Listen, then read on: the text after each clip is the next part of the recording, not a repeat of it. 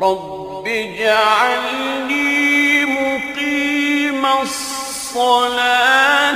ومن ذريتي ربنا وتقبل دعاء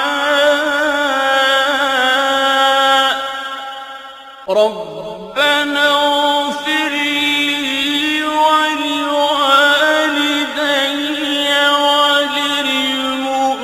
وللمؤمنين يوم يقوم الحساب